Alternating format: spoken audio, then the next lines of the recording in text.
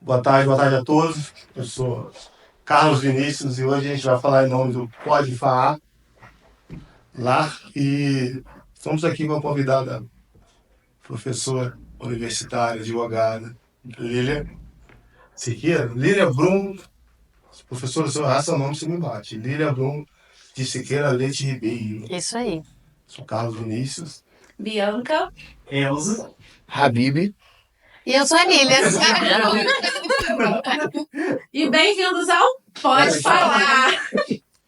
Bom, gente, vamos apresentar aqui a nossa professora convidada Lília, né? Nós estamos muito felizes aqui de trazer a professora Lília para falar de um importante trabalho aí sobre o feminicídio.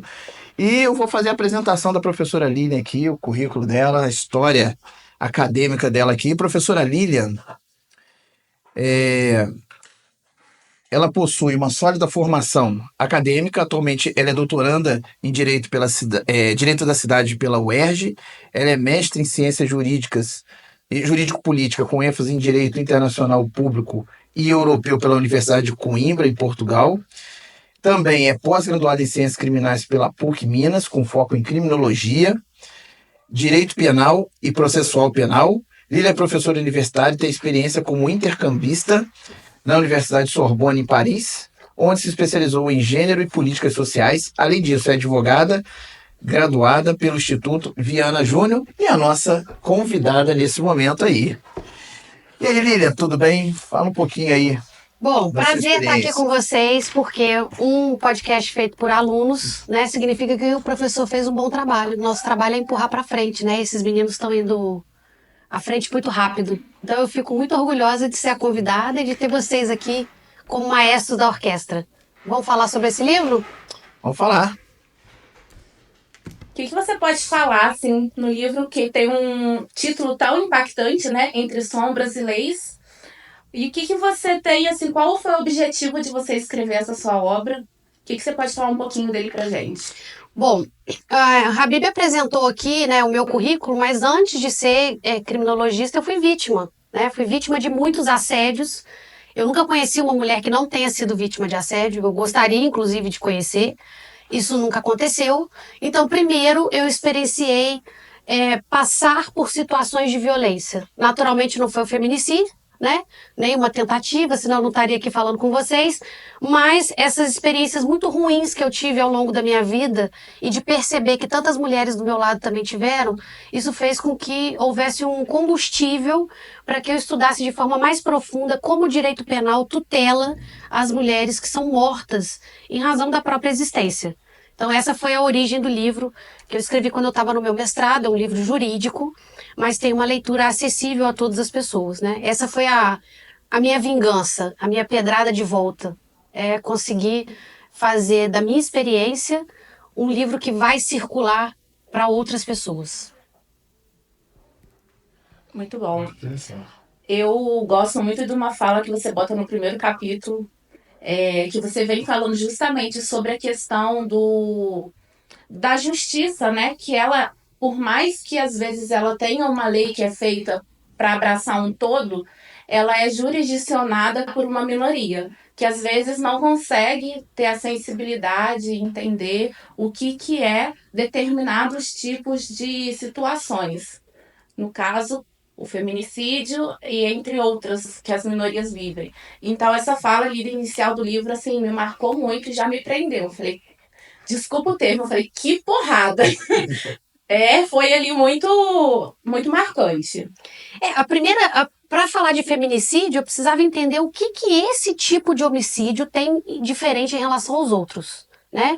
Desde que existe a humanidade e comunidades, a gente já tem crimes de homicídio, né? Habib é historiador, tá aqui para não me deixar mentir. Conflitos são naturais em pessoas que convivem em comunidade. Mas o feminicídio é um tipo de morte muito específica. E para eu começar a entender o que caracteriza esse final horrível, eu tinha que partir do que a lei fala. E a lei diz que somos todos iguais. mas a minha experiência ela estava longe de me mostrar essa igualdade. Então eu parti para entender, peraí, a lei nacional, a lei do Brasil e a internacional diz que homens e mulheres são iguais, mas o tratamento não é igualitário. Então o primeiro capítulo ele se dedica a compreender em que ponto nós somos iguais. E aí eu descobri, né, uma coisa deplorável, que foi, existem os tratados que falam dos direitos humanos. Isso, teoricamente, era para ser universal. Mas ainda assim as situações de violência contra a mulher continuavam. E como a lei não foi suficiente, então resolveram colocar que existem direitos humanos das mulheres. Isso é um título de um tratado. Quer dizer, alguém precisou dizer com todas as letras que as mulheres, por acaso, também são humanas. E ainda assim, a efetividade está longe. Então, o primeiro recorte do livro foi isso, é questionar que igualdade é essa. A igualdade ela foi feita por uma classe de homens que estão ali na política e que não tem alcance sobre a vivência plural de outras pessoas. Então, esse livro ele fala sobre a morte de mulheres, né? E aqui eu coloco as mulheres trans, as mulheres travestis, todas aquelas que se identificam no gênero feminino, essa igualdade ela ainda está longe, né? Então, a gente precisa primeiro partir da lei para a gente ter alguma segurança jurídica e a gente compreender qual o caminho que nós fizemos até aqui. Muito bom. Muito bacana. A senhora construiu a ideia de princípio no seu livro, que realmente, como a Bianca falou, a ideia é uma porta na cara. Quando a gente começa a ler, eu sei que a intenção do livro é abrir o horizonte, expandir a mente. Nós, como homens aqui, entender que nada mais é do que uma pura violência, que não precisávamos passar por isso, não precisávamos especificar uma violência nesse sentido, mas, infelizmente, por sociedade, a gente tem feito isso. E eu achei muito bacana o seu livro, apesar de a gente achar que é um livro específico só para direito, mas quem tiver boa vontade e curiosidade pode ler, que não vai se arrepender. Minha opinião, tá de parabéns, eu adorei o livro. Tá? Eu fico Achei muito feliz. Importante. E eu fico feliz de ter homens aqui nessa mesa que se dispõem a ouvir. Né? Eu não sou assim, não sou aliada do feminismo radical, eu respeito várias formas de pensar, não é a minha forma específica, o radicalismo especificamente. Eu não acho que vocês não poderiam estar nessa mesa. Eu acho que são bem-vindos que estejam, nós precisamos de homens aliados. Esse combate ele tem que ser um combate junto, uma progressão junto. Porque, por hora, a movimentação de mulheres, ainda de forma fragmentada, né, por vários desencorajamentos, mas o movimento que a gente colhe aqui, tanto do feminicídio quanto da Lei Maria da Penha, Sim. foram movimentos feitos por outras mulheres. E o resultado ele ainda é muito catastrófico. Né? O Habib, com certeza, ensina em sala de aula como historiador, e a gente aprende que no Holocausto mataram 6 milhões de judeus. Né? Esse é um número que sempre impacta a gente. E se eu disser para vocês que a cada 5 anos, 6 milhões de mulheres desaparecem geograficamente. Mas isso não é chocante o suficiente. Então nós tivemos vários holocaustos, estamos nesses holocaustos. A gente tem que falar desse assunto. Então eu fico feliz de estar partilhando a mesa com vocês. Principalmente no Brasil, né? Um país que tem um índice muito alto de violência contra o gênero. E algumas outras coisas também, mas acho que é fundamental estarmos todos inseridos na conversa, no debate e junto à causa. Porque senão a gente não vai ter os direitos humanos, senão a gente não vai ter uma sociedade justa, digna, uma sociedade segura. Sim. O Brasil hoje é o 5º país recorde de violência de gênero. E lembrando que estamos ocupando o 5º lugar no planeta Terra, ainda com estatísticas de números ocultos, né? As chamadas cifras ocultas, tem gente que usa o termo cifra negra, mas imagina que a menor parte é a que nós temos conhecimento. Então, os números são assustadoramente mais altos. E lembrando que mulheres travestis nesse país têm uma expectativa de vida de 33 anos.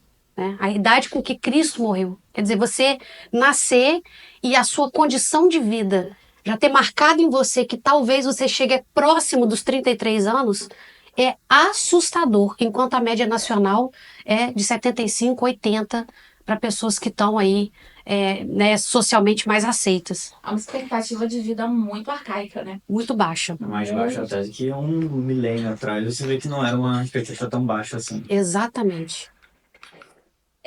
Um dos pontos que você trata, né, nesse início do livro são questões das políticas afirmativas e para garantir a equidade da justiça.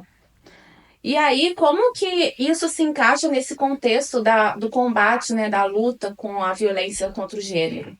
Bom, que a gente precisa entender o seguinte: o feminicídio, eu via muita coisa na internet, muito conhecimento sem técnica e com um disseminamento muito maior, falando que o feminicídio era como se fosse um privilégio, né? Nossa, por que a morte de uma mulher é tão mais importante que a de um homem, que precisa de uma terminologia criminal, né? E eu acho isso um pouco irônico, engraçado, porque grande privilégio é esse ter um crime chamado feminicídio, né? Eu gostaria muito de abrir mão desse privilégio. Então as mulheres não são especiais por isso, né? Todas as pessoas são especiais.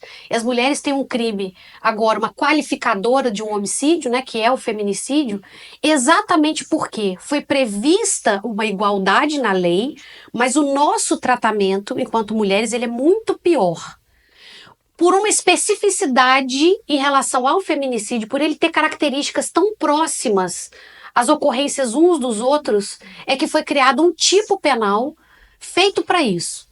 Bom, uma das críticas era: de que adianta? Ter agora uma classificação não faz com que menos mulheres morram. De fato, mas nenhum crime faz isso. A criminologia já se debateu, né? Como a gente faz para evitar um crime? Se a mera constatação do crime fosse eficaz, a gente não teria mais ocorrência de roubo, não teria mais ocorrência de estupro, não teria mais ocorrência de nenhum homicídio. Na verdade, a criação do feminicídio não é um privilégio, mas é um reconhecimento da lei de que existe uma categoria que sofre. E essa categoria tem um modus operandi muito similar, o que faz com que esse crime seja evitável. Bom, a criação do feminicídio, ela faz com que a morte de uma mulher em razão do seu sexo feminino, não é por outro motivo, não é qualquer mulher que morre que é vítima de feminicídio. Tem que ser um contexto de opressão. Eu descobri através da pesquisa que essa iniciativa é uma categoria que a gente chama de ação afirmativa, ou seja, você planeja uma igualdade de todos. Isso seria um mundo utópico, né? Que todos partissem do mesmo ponto.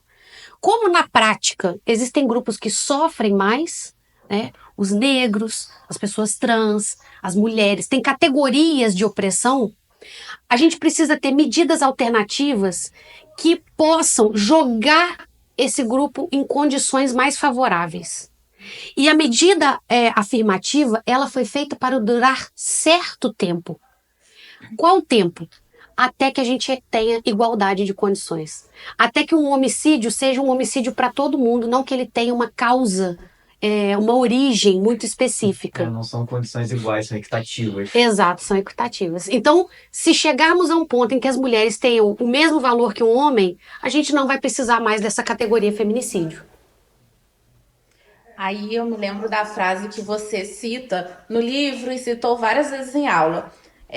Tratar os iguais como iguais e os desiguais na proporção de sua desigualdade.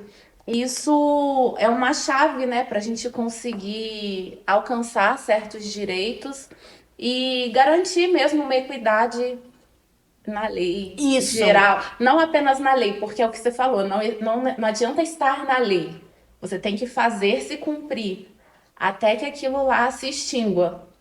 Até que o crime seja desnecessário, né? Que a gente chega e fala, bom, não precisa mais do feminicídio, porque os homicídios que acontecem, eles já são por outras causas, né? Por desavenças, por brigas, por efeitos que são mais universais e não o fruto da opressão.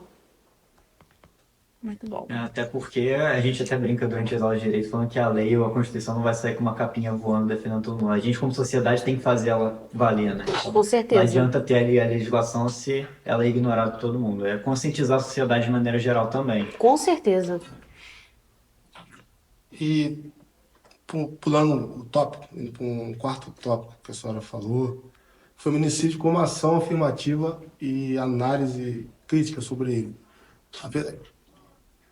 Com o advento do feminicídio, o que a senhora consegue dizer que a gente já consegue captar a partir da criação desse crime específico?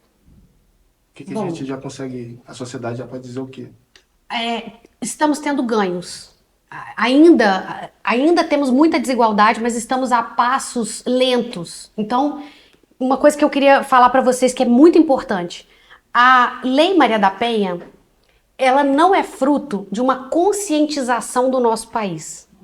Antes fosse. A Lei Maria da Penha, ela vem como uma punição que o Brasil tomou depois que a própria Maria da Penha foi vítima de 2 atentados contra a própria vida, né, que não funcionaram, mas ela entrou na justiça regularmente como uma cidadã que pode recorrer ao judiciário quando precisa, e ainda que o agressor dela tivesse nome e endereço, ele não estava sendo preso, né? Uma mulher que foi eletrocutada e que ficou paraplégica aos 38 anos. Bom, isso não foi razão suficiente para o judiciário dar a devida atenção, né? Ela recorreu a grupos internacionais, a grupos feministas e disse, olha, o Brasil tem tratados com outros países que precisam respeitar os direitos humanos. O meu não está sendo respeitado. Então, o caso dela foi analisado e o país inteiro tomou como punição não só resolver o caso dela individualmente, mas ter ações coletivas. Então, as delegacias especializadas são fruto desse movimento da Maria da Penha. A própria Lei Maria da Penha é também fruto dessa indignação da Maria da Penha. E todas essas medidas protetivas, tudo aquilo que nasceu da Lei Maria da Penha vem como forma de punição, não forma de conscientização. Ainda assim, tem estatísticas que apontam que apenas 2% da nossa população nunca ouviu falar da lei. Então a Maria da Penha, ela teve a grandiosidade de cair na boca do povo. Um país diverso, um país com desenvolvimento completamente, com níveis de privilégio completamente alterados, né? E caiu na boca do povo. Então você pode não saber como funciona, mas você já ouviu falar na Lei Maria da Penha. E o interessante disso é que a Lei Maria da Penha falou de várias formas de agressão. Falou da violência patrimonial, da violência moral, psicológica, física, sexual. Só esqueceu de um ponto. E quando a mulher morre? Essa parte ficou para trás. Então a mulher que morria, que era morta nesse ciclo de violência, a Maria da Penha não era suficiente para abarcar essa mulher. Então a Lei Maria da Penha entra em vigor em 2006 e o feminicídio só é reconhecido como crime em 2015. E qual é o efeito prático disso? Muitos. Né? Falei para vocês que o fato da lei existir, né, o artigo, enfim, a qualificadora existir, não resolve o cometimento. Não resolve. Mas agora a gente tem estatística. Então agora, uma mulher ou a família, essa mulher se sobreviver, pode chegar e falar foi vítima de feminicídio ou de tentativa de feminicídio. Só com estatística é que a gente pode entender quais são os locais mais afetados, qual é o maior número de ocorrência, quantas mulheres, quantas denúncias de Maria da Penha podem desembocar num feminicídio. Sem esses dados, sem existir essa categoria específica, caía todo o homicídio ali no mesmo balaio e você não sabia separar as causas. Então o feminicídio está começando a entrar, ele está começando a ficar mais popular. Essa palavra está começando a ficar mais palatável. E se nós chegarmos a um nível como a Lei Maria da Penha conseguiu, que o feminicídio seja tão conhecido quanto a Lei Maria da Penha. Que as pessoas saibam o que significa e que elas possam acessar os seus direitos ou os seus familiares, no caso de mulheres que não estão mais aqui com a gente. Você estava falando, eu lembrei do caso da delegada de uma delegacia de mulher, né, que recentemente veio à tona na televisão, de que enquanto ela era delegada da delegacia da mulher, de violência contra a mulher, ela sofria agressões dentro de casa do marido. E isso ainda mostra pra gente como que a sociedade é.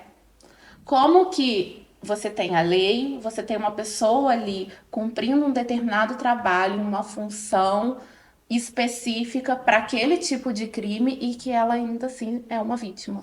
Bianca, muito bem lembrado. Tem uma das falácias em torno da violência contra a mulher, né? A primeira crença é de que mulheres mais pobres eram na verdade, as vítimas da violência contra a mulher. E nós percebemos ao longo do tempo que a violência contra a mulher, ela se distribui em todas as camadas sociais. A mulher mais rica, a classe média ou a mulher mais pobre são vítimas de violência doméstica. E a violência doméstica é o início de um ciclo que tem grandes chances de chegar num feminicídio, né? Se essa escalada não é contida, esse é o início de um fim É um ciclo vicioso. previsto. Né? É um ciclo vicioso. E por isso faz um crime totalmente evitável. A gente pode impedir que outras mulheres morram. E o fato de ser uma delegada, ou de ser uma mulher, ou uma socialite, ou uma estudante, ou uma professora, nada disso nos blinda da violência. É, de certa forma, tristemente democrático, é um crime democrático. Atinge mulheres de todas as camadas. Então, precisamos conhecer primeiro o crime para poder saber como criar mecanismos de contenção e prevenção. A questão do feminicídio e da Lei Maria da Penha não traz só o âmbito jurídico também, mas sim na área da saúde. Quem sofre de violência mais tem o auxílio psicológico na questão do SUS, tem todo esse aparato por trás. Então não é só na questão jurídica que a gente Com aborda. certeza. Mas impulsionou o debate. Sim. Então agora nós estamos avançando para falar de violência obstétrica, violência ginecológica. Antes a gente não falava disso. Há um tempo atrás, nem relativamente pouco tempo, em briga de marido e mulher não se mete a colher. Agora nós estamos metendo a colher até no parto de outra mulher para falar: essa mulher não precisa passar por uma esterectomia desnecessária, essa mulher não precisa ser xingada na hora do parto, mesmo que eu não seja uma parturiente. Então, a solidariedade está crescendo porque a consciência está crescendo junto. Colocou o problema em foco, né? Colocou o problema em foco, Exatamente. perfeito. Deu nome para a coisa. Sim. Falando em colocar o nome em foco, eu acho que assim, a gente tem movimentos na sociedade. Primeiro a fofoca, né? Que a boca do povo, a voz do povo é a voz de Deus. Então essa questão da Maria da Penha, que foi divulgada, um feminicídio que a mídia acaba relatando e botando a nomenclatura, e isso ajuda muito a causa. E assim, uma coisa que eu achei sensacional, de forma, infelizmente, triste, mas eu acho que é um aliado à causa, é uma música nova da Pablo Vittar, que chama São Amores. E o trecho da música são amores, amores que matam, amores que ferem, amores que dói, amores que amargam. Que amor ruim, né? Amor péssimo. E isso revela, assim, quantos relacionamentos tóxicos, abusivos, que as mulheres vivem. Às vezes não ao ponto de chegar em determinados tipos de violência, não ao ponto de chegar num feminicídio, mas ainda assim submetendo a um amor desnecessário. Isso é interessante, porque o amor é um sentimento universal, né? O amor não vem atrelado a uma questão de gênero. Assim como o medo, são sentimentos que a gente tem, por uma questão de evolução da espécie. Mas esses amores que matam e amores que ferem, eles só são de um lado para o outro, né? Todo mundo ama, mas quem mata, estatisticamente, são os homens. E aí, tem uma frase da Silvia Federici, uma pesquisadora brilhante, que diz: o que eles chamam de amor, a gente chama de trabalho. Essa mulher vem desconstruir o serviço doméstico não remunerado, as camadas de opressão, o trabalho do cuidado que foi relegado às mulheres. Tudo isso, toda essa relação de estrutura do patriarcado e do capitalismo explica muito a nossa vulnerabilidade. Eu acho interessante a Pablo cantar uma música dessa porque é uma artista da música pop, né? Que já vem representada numa quebra.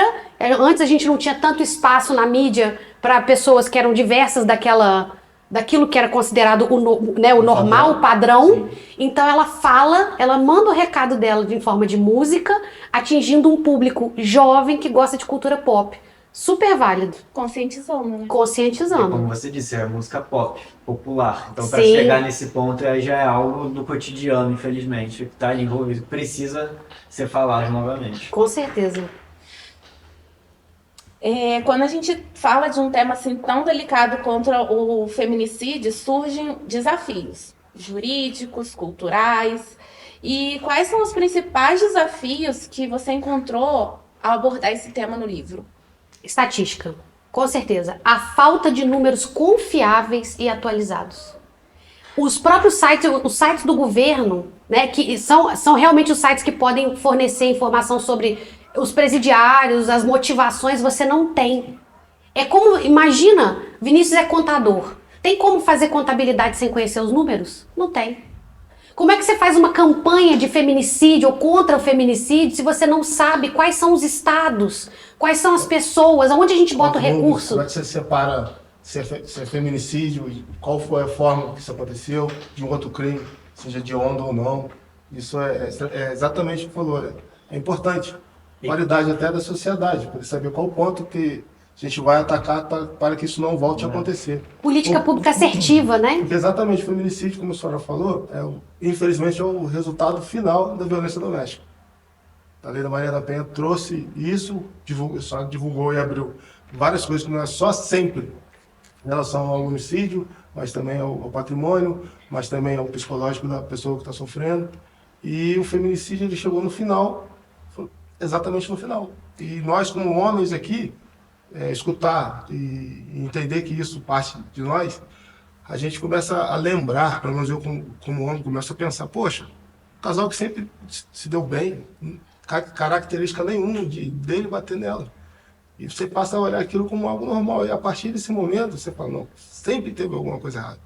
Seja uma delegada, seja uma advogada, seja a cozinheira, seja a menina que limpa o corredor, ela sempre vai passar, ou pode estar passando ou não, por algo que, se a gente como homem, do lado, consegue perceber que tem algo de errado, a gente pode ajudar, de alguma forma. Não há vergonha nenhuma buscar ajuda, não há vergonha nenhuma procurar uma delegacia. E acho isso muito importante, para não chegar nessa evolução, né? Esse é o ponto. Quer dizer, quando a gente fala do feminicídio, quer dizer que teve um histórico longo. E por que eu digo isso? Porque já foi feita muita pesquisa para falar o feminicídio. Quando ele acontece, significa que muitas outras agressões vieram antes. E aonde que estava a polícia nessas agressões? Aonde que estavam os familiares? Aonde que estava o trabalho de conscientização? Perde-se muito tempo até chegar no resultado final, que tem algumas que escapam, outras não. Você acredita que ao longo do tempo, como você fala, por exemplo, às vezes você tem aquela lá, a briga de marido e mulher não se mete a colher, e muitas vezes acontece até mesmo nas situações do cotidiano, entre os familiares e tal. Você acha que houve um grande processo de naturalização dessas condições? Tipo, as pessoas ouviam essas agressões extremamente como naturais? Por isso certeza. o fato... Não, o que eu quero dizer é o seguinte, você não denuncia porque tem medo. Você denuncia porque você vê normal.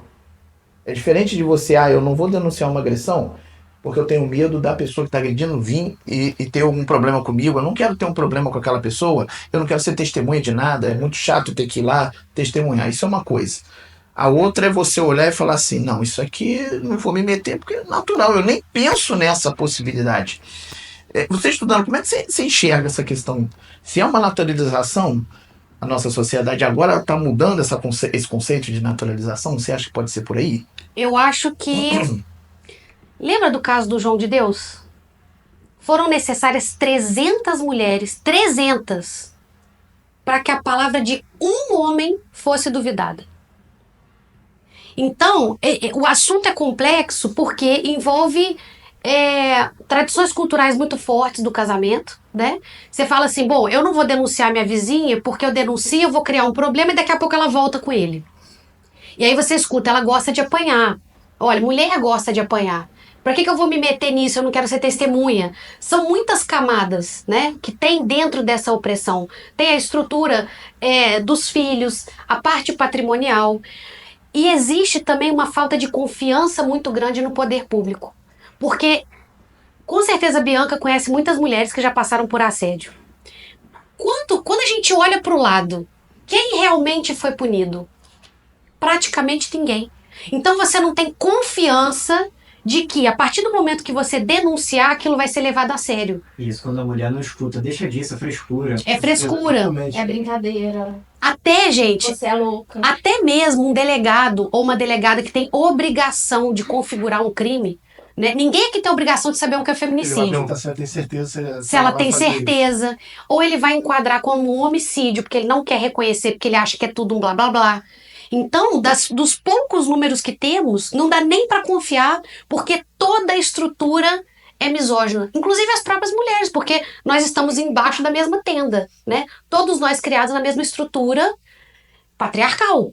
Então é natural que nós, mulheres, também temos comportamentos machistas, porque a gente vai tentando quebrar aquilo que foi colocado na nossa cabeça o tempo todo.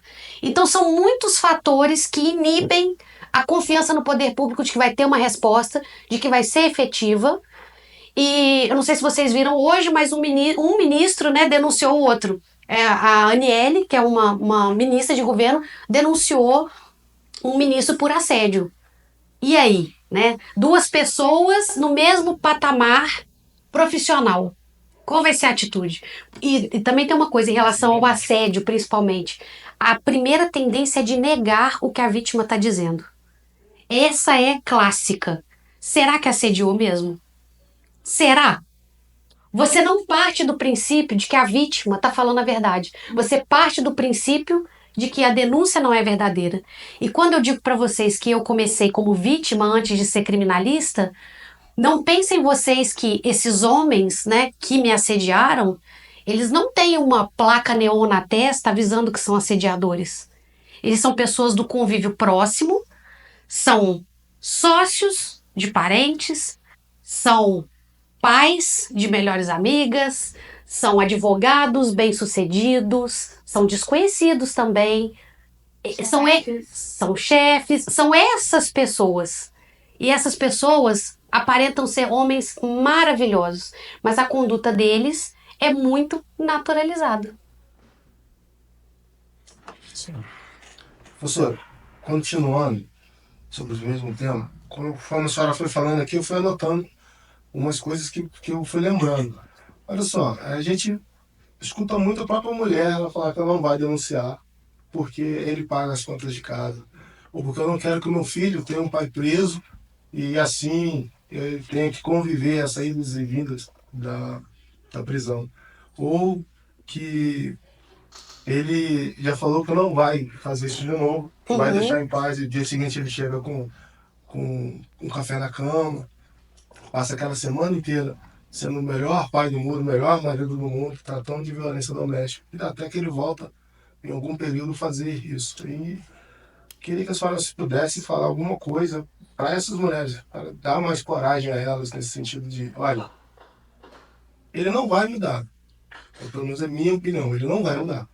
Uma vez que esse ciclo de violência doméstica, uma vez que ele inicia, o resultado final, obviamente, do meu ponto de vista hoje, vai ser o feminicídio. Então, o que a gente pode fazer para incentivar essas mulheres a denunciarem de verdade?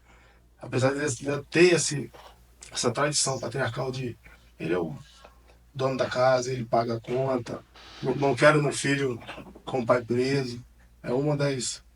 Eu quero fazer só uma adição à pergunta dele. Você acredita que a dependência emocional também é um grande fator que corrobora com isso tudo? Sim, com certeza. Se você me perguntasse, eu denunciaria se alguém estivesse falando, olha, se você me denunciar, eu te mato. Eu não denunciaria. E aí essa pergunta é muito delicada para mim, porque eu sou professora de direito penal, né? Em tese, o que eu ensino é confiar no processo, né? Tem uma polícia que vai te atender, tem um delegado que vai reger esse inquérito, tem o Ministério Público, né? O promotor vai tocar em frente e vai ser punido porque o que aconteceu com você é crime.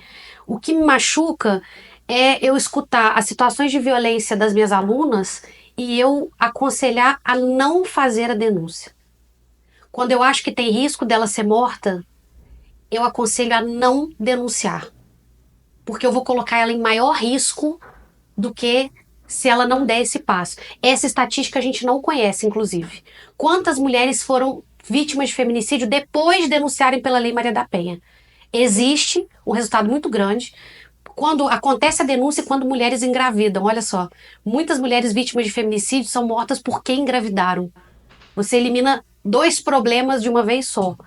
Então, eu não aconselho a denúncia em qualquer caso, porque eu não confio no processo. Eu não confio que a polícia vai te tratar bem e que vai atender o seu chamado e que o processo vai ter um fim, que vai ter um resultado. Não estou dizendo que nunca se deve denunciar, mas eu denunciaria com uma segurança. E o que é essa segurança? É com um apoio familiar. Ou familiar é um tipo de estrutura, né? Ou se você tiver um apoio de algum coletivo que você se sinta bem. Pode ser o pessoal de uma religião, pode ser um coletivo que você se sinta entre amigos, mas que você tenha uma estrutura que você não possa contar só com o apoio policial. Porque se você tiver uma casa para voltar e nessa casa tiver o agressor, existe uma grande chance de você ser mais espancada do que antes de ir na delegacia. Então, contar com as estruturas locais, próximas, para mim é o primeiro conselho de segurança. Se cerque de pessoas que te protejam. Te protejam no seguinte sentido: que você está vendo que tem alguma situação de violência ali, ou alguém está te alertando, tenha contatos de confiança. Por exemplo, eu combino com a Bianca uma frase muito simples. Bianca, queria comer uma pizza. Tem que ser sempre uma frase assim que se outra pessoa pegasse seu celular, ela não se sentiria incriminada. Então eu combino com a Bianca. Bianca, se eu escrever essa frase para você, me socorre. Então, frase de segurança é muito importante com pessoas da sua convivência. A outra coisa, para mulheres que puderem, para se protegerem, fazerem uma aula de Krav Maga. Eu sei que isso não é possível para muitas por uma questão financeira e de tempo também, né? Duplas e triplas jornadas de trabalho. A própria FAA tem iniciativas de ensinar uma luta de autodefesa. E o Krav Maga é uma luta israelense que foi criada para resolver o problema naquele momento, né? Não é uma luta de competição, é uma luta de autodefesa. Então, quem puder procurar nas suas cidades aí um local que ensine autodefesa, eu acho altamente recomendável. A terceira coisa é se informar, porque por mais que você saiba a teoria, que já é pouco acessível, né? A teoria mesmo do que é uma violência doméstica, o ciclo da violência, o ciclo da lua de mel, você tentar se informar, porque se reconhecer uma violência é muito duro. Você gosta de uma pessoa, você construiu uma família com ela, e você se dar conta de que o cara quebra o seu celular, ele quebra o seu computador, mas ele nunca me bateu. Ele me xinga. Mas ele tá nervoso. Ele teve um dia estressante, ele acabou bebendo um pouquinho. Você sabe quando bebe, acaba falando. E aí você vai tolerando. Essa escalada, ela é muito sutil.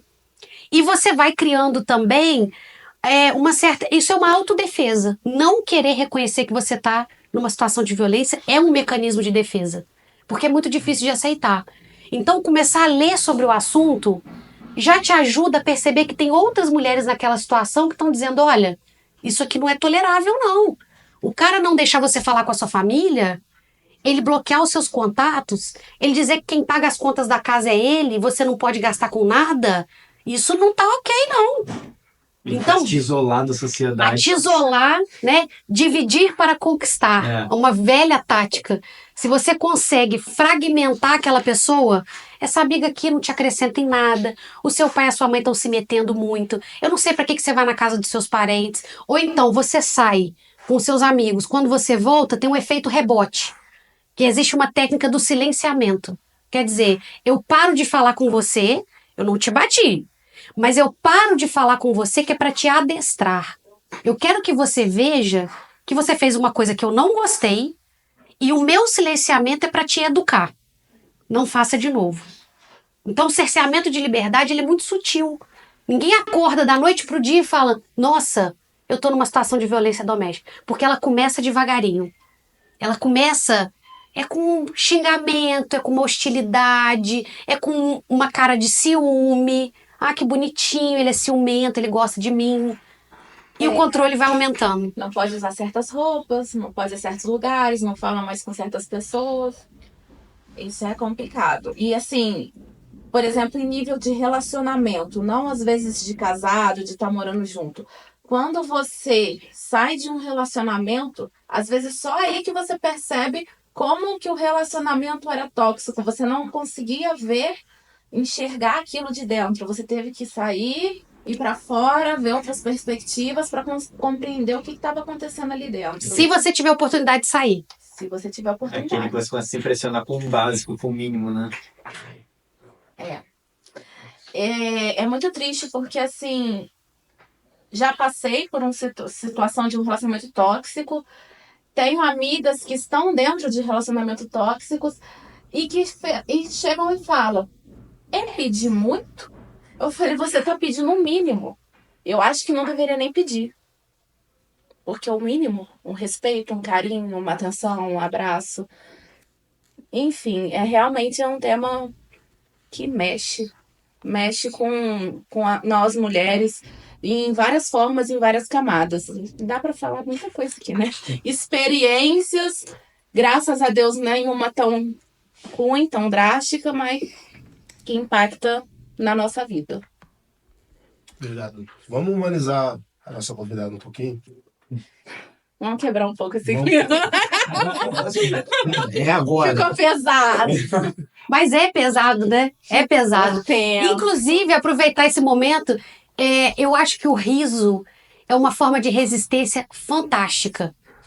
Exatamente porque é pesado, né? Minha família nem gosta de falar muito desse assunto, porque acha que pesa o clima. Pesa o clima porque é pesado mesmo, né? São coisas que tem que ser faladas. Tem que ser falado, tem que ser falado.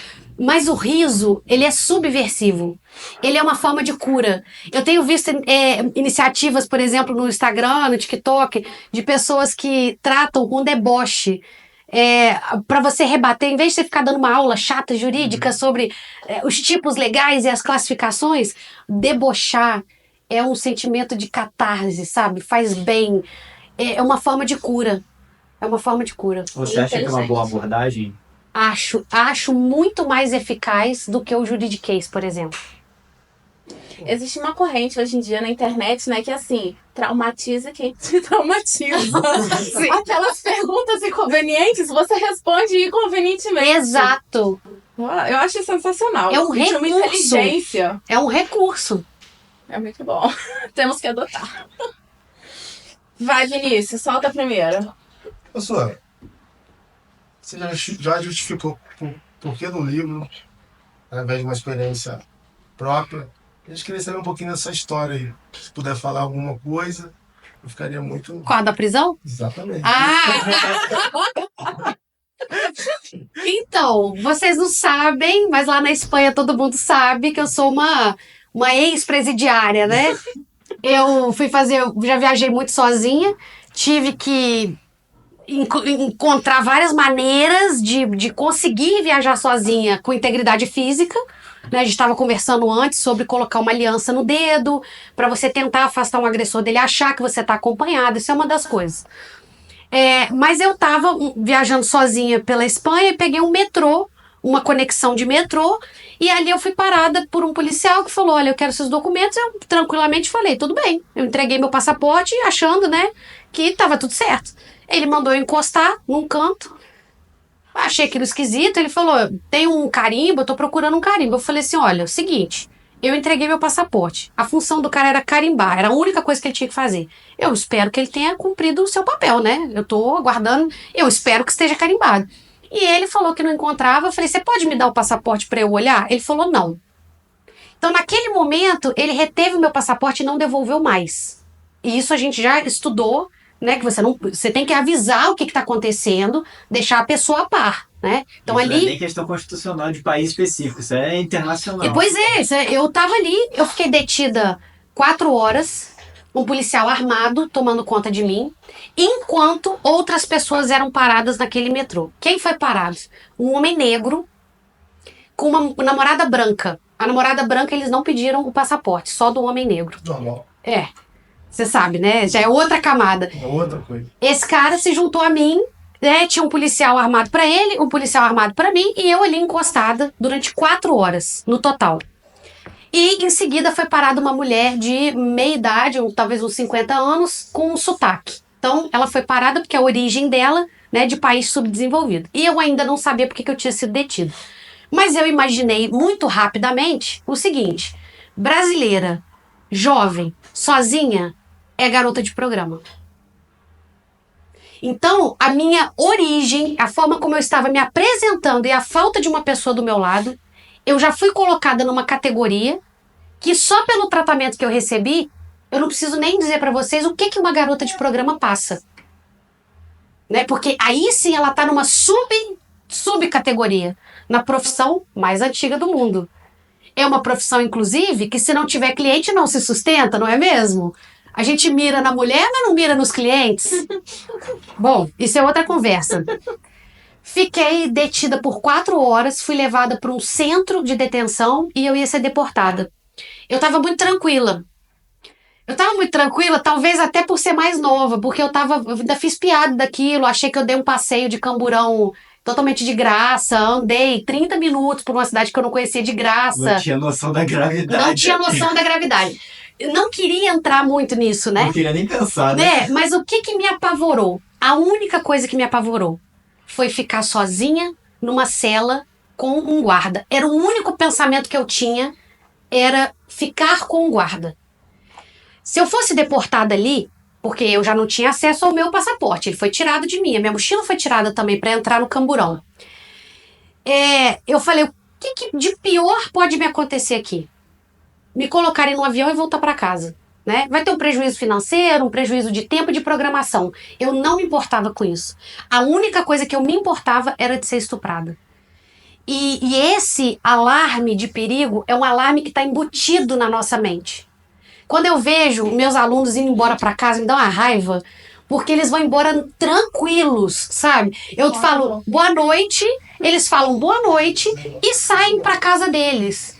E eu tenho uma inveja disso, porque eu preciso olhar para o lado, eu preciso ver se o carro está afastado, se tem alguém me seguindo, tantos alertas que eu queria só ir para casa tranquila.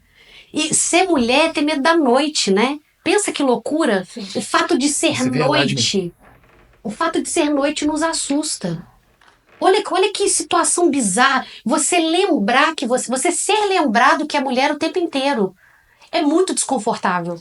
A diferença é tão grande que quando a gente tá andando de noite indo pra casa, não tá nem prestando atenção na rua, tá pensando em o que tem que fazer. Eu no dia entendo seguinte, isso, tá cantando. Depende. Depende da noite, né? Tem lugar. Eu entendo isso porque eu tenho uma equipe, por exemplo, tem mulheres que têm carro, tem mulheres que não têm carro. Então, quando eu faço uma organização de aplicação de provas aqui na instituição, geralmente as mulheres que não têm carro eu coloco de dia. À noite eu ponho os homens e as mulheres que têm carro.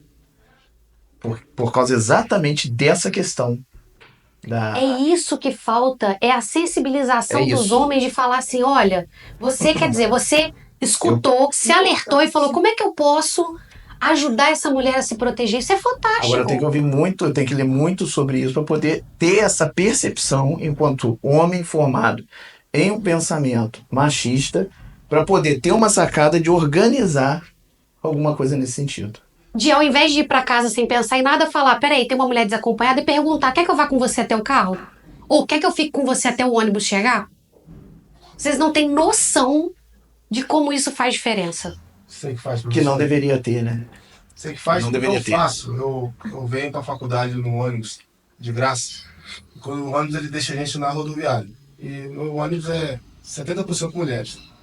E quando ele chega na rodoviária, eu fico parado, minha moto está na frente da rodoviária. Eu fico parado, aguardando que todas as meninas vão embora. Seus pais, seus maridos, seus namorados. Ou você quer, eu vou embora a pé. Então, peraí, quer de carona? Sabe que no final vai achar que não precisa. Eu volto, pego meu carro, te levo em casa, porque eu já entendi o conviver com elas, que mesmo morando numa cidade pequena, há ainda assim um risco.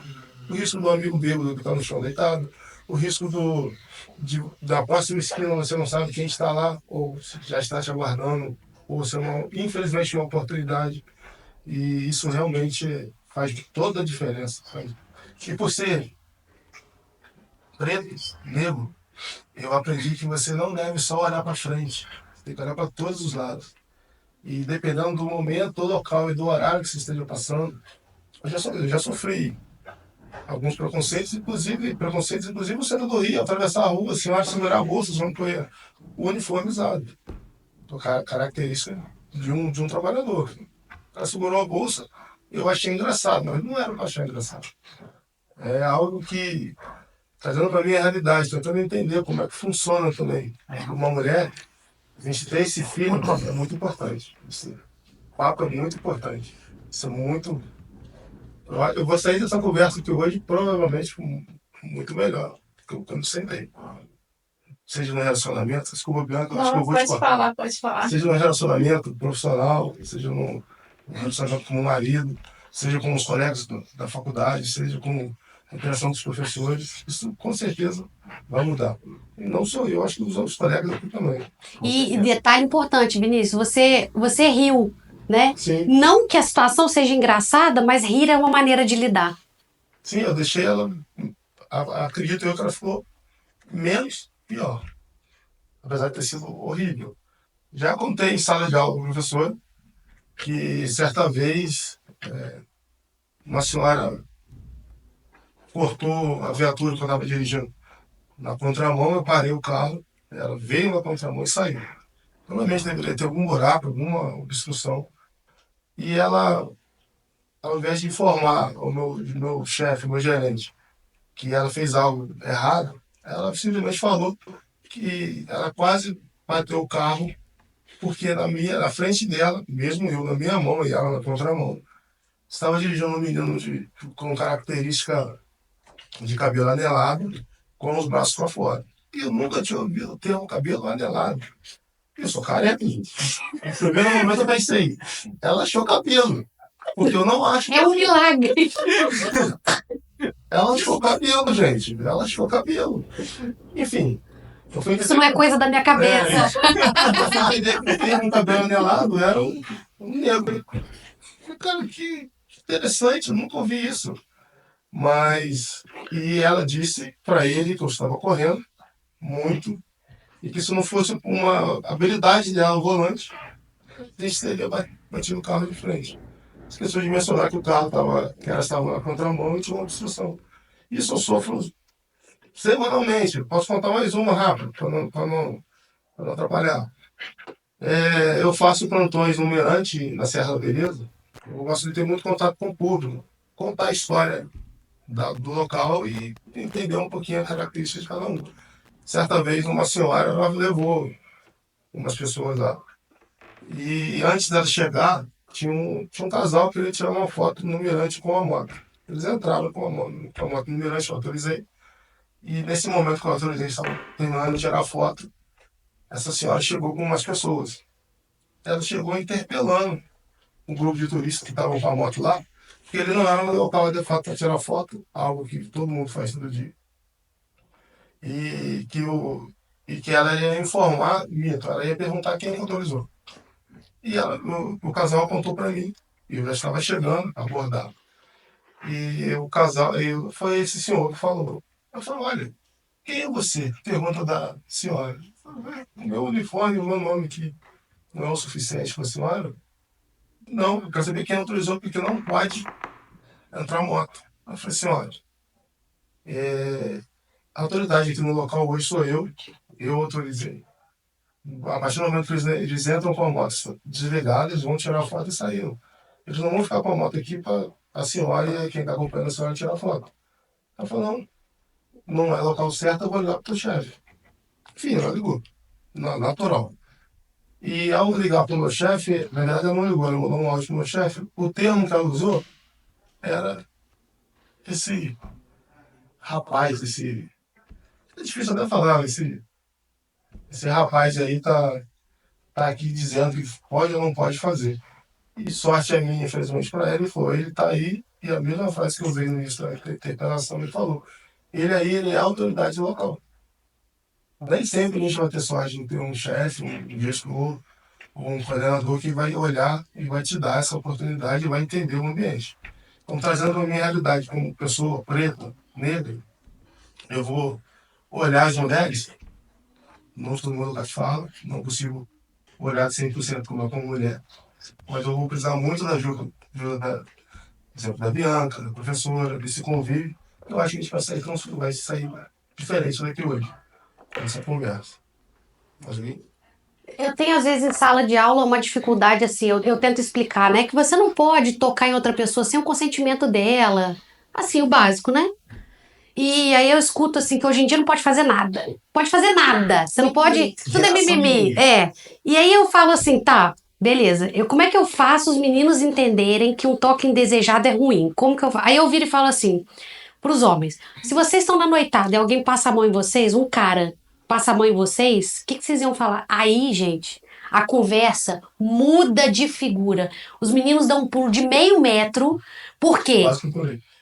Dá um pulo de meio metro, por quê? Por uma cultura machista, né, da heterossexualidade. Não, um gay botar a mão em mim de jeito nenhum, né?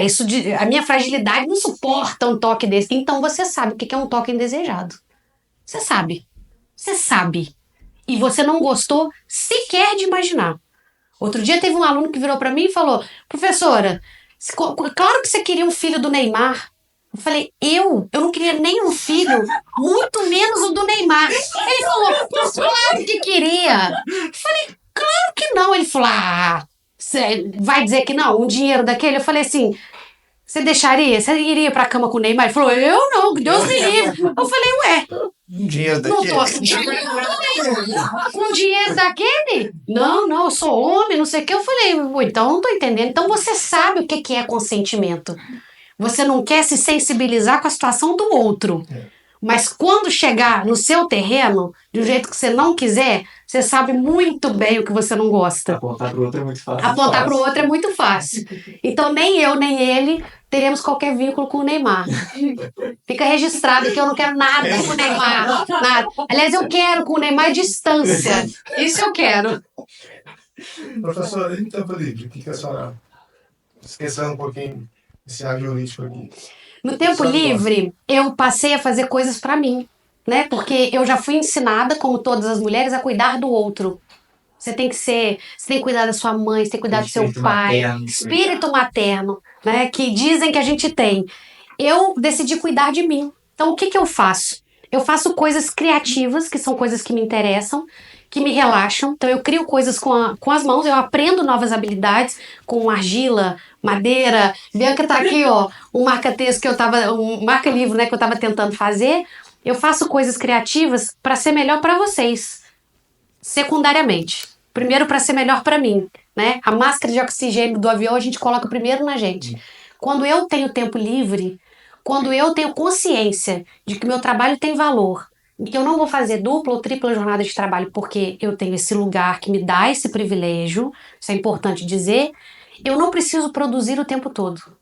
Né? Isso aí, essa versão capitalista. Então você trabalhou, agora você tem que cuidar das coisas de casa, porque alguém está esperando que você cuide. Não, eu limpo as coisas de casa quando dá, eu faço as coisas de casa do jeito que precisa, mas primeiro eu cuido de mim, para que depois vocês possam ter uma professora disposta a novos projetos, com mais paciência, com mais repertório, e que eu possa ter uma convivência familiar melhor e lidar comigo sem precisar ser produtivo o tempo todo. Né? Essa consciência me ajudou muito a falar: sabe o que eu quero fazer agora? Nada. Isso é privilégio. Isso é privilégio, com certeza. E posso fazer isso e tento. O que eu tento hoje com os meus alunos, que é difícil, é que eles cuidem um pouco mais deles e saiam um pouco do celular, porque isso atrapalha. Ficar no celular o dia inteiro atrapalha.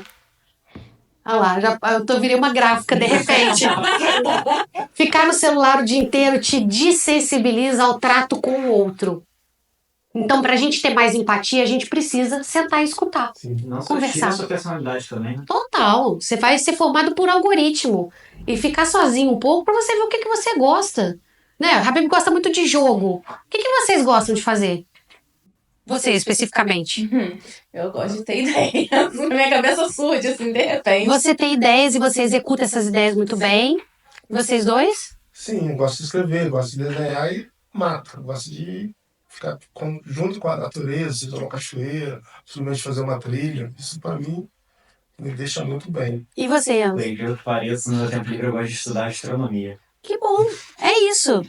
E isso também é privilégio, a gente poder virar e falar, olha, é isso que me caracteriza, é isso que eu gosto, é porque a gente teve tempo com a gente para descobrir essas aptidões. São aquelas pessoas que, quando perdem o celular, não conseguem ficar com a própria pessoa ali, sozinha. Fica, Com a própria companhia, né? Fica ansioso, não sabe o que faz. E eu não sei se é uma má notícia, mas você vai ter que ficar com você mesmo o resto da vida. Exatamente. Tem gente que não gosta. Mas não tem outra escolha, vai ter que lidar. Isso é importante, né? Você ficar um tempo com você pra saber o que você é. O que você é. E E aceitar. aceitar, e tá tudo bem. E tá tudo bem. Ah, outra coisa importante, a gente fala muito de relacionamento tóxico, né? Mas assim, também somos. Muito. Também somos. E não só com o outro, com nós mesmos. Exato. Perfeito. Essa é a minha ideia de estar sempre ligado com a natureza e que me trouxe hoje a trabalhar com a natureza justamente isso. Eu fui entender quanto tóxico eu sou as pessoas. O fato de estar ali, a troca de energia maravilhosa, acho que eu volto melhor e amenizo a relação. Até porque hoje eu sou noivo, praticamente casado, e é muito interessante quando eu falo com meus amigos que minha noiva não sabe cozinhar.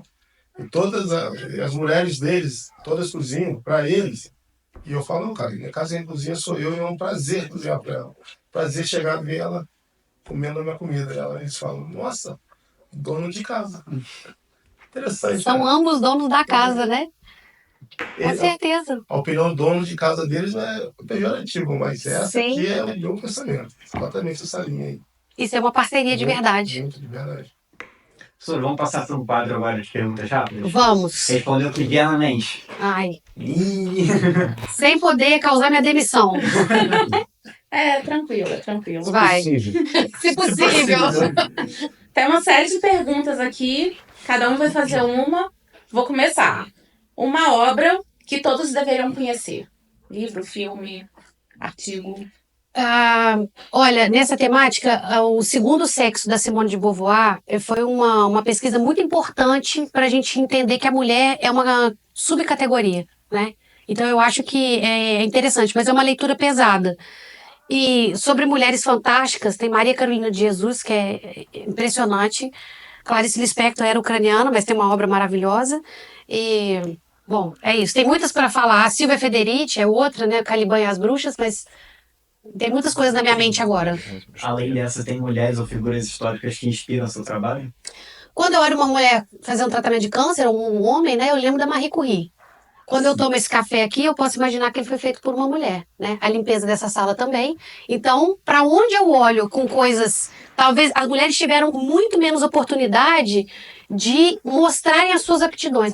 As poucas que conseguiram fizeram coisas brilhantes, né? A gente viu nas Olimpíadas agora a França colocando estátuas de mulheres incríveis. Agora, em 2024, não tá meio tarde, não?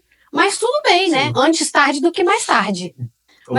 Ou nunca. Mas por todo lado eu vejo mulheres incríveis, mesmo que anônimas. E que conselho daria para essas mulheres que estão querendo fazer uma obra como a sua, pesquisas? Querem ser pesquisadoras? Bom, podem entrar em contato comigo. Quem eu puder ajudar a impulsionar qualquer tipo de pesquisa, eu tô super aberta a isso. Acho que é troca. Já fica a dica aí para quem está assistindo. Fica a dica quem está assistindo. Eu tô sempre aqui para orientar. E o negócio é procurar informação confiável. Tem vários sites, por exemplo, aplicativos para você pedir socorro sem o aplicativo ser muito escandaloso e ter um ouvido, uma escuta sensível. Se você escutar uma história assim que tá meio estranha, você já começa a falar, ô fulano, você acha que tá tranquilo? Você tá se sentindo bem? Você precisa de alguma ajuda? Eu acho que Tem algum sinal universal que possa passar para outras mulheres podem conhecer? Alguma forma de sinal? Para pedido de ajuda? Isso, exatamente. Tem a campanha do batom, né? Que você faz um risco vermelho na mão, mas não caiu na boca do povo. Assim, é uma iniciativa, mas eu não consigo garantir para vocês que se você chegar agora na padaria com um X na mão, que vai ter um efeito realmente efetivo. Ainda não tem nada. A maioria nem sabe ainda do processo, né? Ainda vai olhar e vai falar, limpa aí que tá sujo. Limpa aí que tá sujo, Mas assim, A pessoa... Socorro! Deu ruim. Para as mulheres que andam à noite, trabalham sozinhas algum período ou ficam em algum tipo de isolamento, eu posso aconselhar o spray de gengibre, né, que pode funcionar bem. Ou a faquinha de... Calma, Tem nas casas, né? A faquinha de... Tem uns jeitos mais brutos. Spray de pimenta não pode, Pimenta não pode, que é de não, uso né? restrito. Mas o de gengibre, não, em tese, não. Sim. Mas numa legítima defesa, Mas o Se gengibre tá você liberado. quer ir para instrumento ali, né, para uso pessoal. fala que é veterinário e que vai aplicar numa vaca, quem sabe? Mas o de gengibre pode? O de gengibre Tá pode, liberado. tá liberado. Já afasta. É caro. Já dá um sujo. Mas às vezes uma receitinha em casa, né, gente? O brasileiro é bom nisso, no Exato. improviso. Faz uma No gambiarra. improviso. Qual foi o sinal que você teve que você estava no caminho certo da sua carreira? Eu não tive esse sinal. Se você achar o sinal até hoje, Ligaram? Alguém ligou esse sinal? não funciona pegar um cometa, não. Não aconteceu esse sinal, não. Uma mensagem? Acho que olhando pra vocês, eu acho que eu estou bem na minha carreira, vendo o que vocês estão fazendo, eu me sinto muito bem. Obrigado, viu? De verdade. Você pela tangente, mas maravilhoso. Não, é verdade. Mas o meu sinal mesmo, assim, não tem. Tem o que eu consigo fazer dentro da minha possibilidade, né? Eu tive muitas oportunidades de estudo, eu abarquei todas essas oportunidades e sei que a minha tarefa é empurrar pra frente. Sei que o Habib também é professor e a gente faz isso. Eu não sei mais do que vocês, eu sei antes de vocês. Então, a hora que vocês chegam aqui, eu posso pegar o que eu fiz para que vocês joguem pra frente, que é o que a gente tá fazendo aqui. Muito bom. Muito bom. se você pudesse mudar alguma coisa do sistema jurídico brasileiro hoje, o que você mudaria? No sistema jurídico, Você falou da falta de confiança nos serviços públicos e tudo mais. O que você mudaria? pois é, eu mudaria, assim, se eu tivesse um poder mágico, né? O jurídico, ele pega aquilo que o legislativo colocou. Então, assim, mudança de lei tem que ser no legislativo. O judiciário é só realmente uma mudança geracional. É meio talvez etarista falar isso, mas é por uma questão de mentalidade, né? Os juízes que estão há mais tempo de carreira não foram expostos a esses temas. Então, eles são muito fechados. Se a sua denúncia é feita, é levada a sério, chega a virar um processo e você encontra com um juiz que tem uma cabeça de antigamente, você morre na praia. Você ficou anos em estado de violência, esperando uma violência processual pelo tempo. Maria da Penha é um caso clássico. Se você encontrar um juiz que é o cara da caneta, do martelinho, que não entende a sua dor, aí esse cara causa um sofrimento absurdo, porque aí você não tem esperança mais de punição. Para você passar mais, sei lá, quanto tempo esperando um recurso, talvez de uma pessoa com uma mentalidade parecida. Exato. Aí você tira a esperança. Você foi violentada mais uma vez, né? Você foi violentado mais uma vez. É por isso que nem sempre eu recomendo a denúncia. Porque você tem muitas chances de cair em outras formas de violência. Né? A forma como o delegado te trata, como o policial te trata, como o juiz te trata, a morosidade da justiça. Tudo isso você vai revivendo. Porque ao longo do processo, né, um próprio processo penal ele já te coloca nessa posição. Imagina uma mulher, por exemplo, que foi estuprada. Aquela violência já foi horrível. Ela chega lá, ela tem que repetir aquela violência tantas vezes, às vezes na frente do agressor. Reviver, aquilo fica por escrito. Cidade pequena todo mundo sabe. Então, às vezes, é pior para essa mulher ir em frente nesse sentido, né? Então, se eu pudesse mudar alguma coisa no judiciário, seria a cabeça dos juízes. Excelente. Muito bom. E assim, o que essa pesquisa trouxe como aprendizado para sua vida? Essa pesquisa me trouxe um sentimento de vingança. Ela começou falando de vingança e vai terminar. É uma vingança. Um dos assediadores, né, que eu homenageei o livro a ele recentemente morreu. Eu não sei se existe um Wi-Fi celestial, mas se tiver, eu queria muito que ele visse esse podcast e dizer que essa aqui é uma grande vingança em relação ao que foi feito. Tentar evitar que outras mulheres passem, né? Tentar proteger. É isso. Talvez essas situações tenham me acontecido e eu, por acaso, fiz disso um combustível. Quem sabe não é assim que a gente vai em frente? Renascer, né? Renascer, ressignificar. Assim, perdoar. Primeiro, a pessoa tem que pedir perdão, né? O que nunca aconteceu. Não esquecer, né? Nunca aconteceu o perdão. E, bom, eu fiquei sabendo que esse cara morreu, eu pedi várias cervejas, eu tomei cervejas geladíssimas, eu ainda tive alguns conselhos de não faça isso, senão você vai desejar o mal pro outro. Eu já acho que é exigir demais de uma vítima. para por aí. O mal foi feito. Eu preciso lidar com ele de alguma forma. Vou celebrar sim, é -1. Esse é o meu sentimento. E eu tô sendo muito sincera, eu não quero nem ser coibida desse sentimento. Eu tenho direito a ele. E a minha resposta, por acaso, não veio em forma de violência. Que bom. Bem embasado em muito estudo, pesquisa. Muito e tempo fatos. de estudo, muito pesquisa e fatos. Muito bom. É uma obra excelente. Super recomendamos para quem tá querendo entender sobre o tema, quem tá pesquisando. Tem muitas referências, tem muito texto, muito conteúdo. É incrível. Tem um histórico que você consegue acompanhar, tem um início, um meio e um fim. E é isso. Se alguém quiser adquirir o livro, quais são as formas? O livro está à venda na Amazon, está à venda também no site da editora, que é a Dialética.